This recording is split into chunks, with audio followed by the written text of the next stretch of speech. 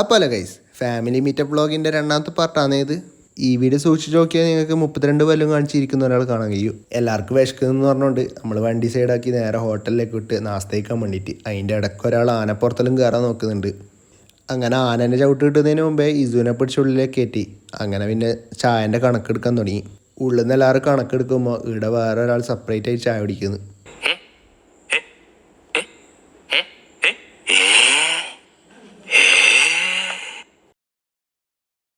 അങ്ങനെ നമ്മൾ ചായയും ദോശലും വന്ന് അവൻ കഴിച്ചിലാക്കി നേരെ നമ്മൾ ബസ്സിലേക്ക് കയറി.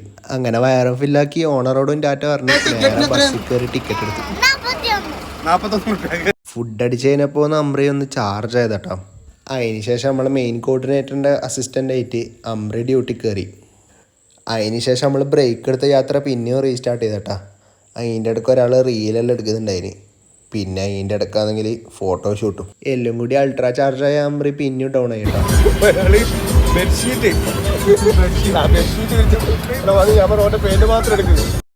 ഫ്രണ്ടിൽ മുട്ടിപ്പാട്ടാണെങ്കിലും ബാക്കിൽ സുഖനിദ്രേനും.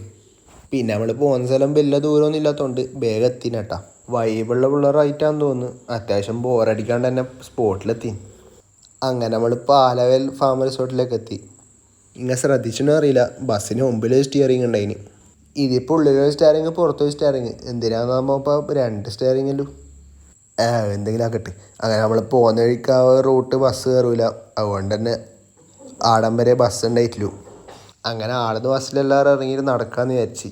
എന്താ അറിയില്ല, ഞാൻ ഉണ്ടായോണ്ടാന്ന് തോന്നുന്നു എന്നെ കൂട്ടാൻ ജീപ്പെല്ലാം വന്നിനി. അങ്ങനെ നമ്മൾ ജീപ്പിലും ബാക്കി എല്ലാവരും അപ്പോൾ ഇതിൽ തന്നെ പാർട്ട് 2 ബാക്കി പാർട്ട് 3. ഓക്കെ.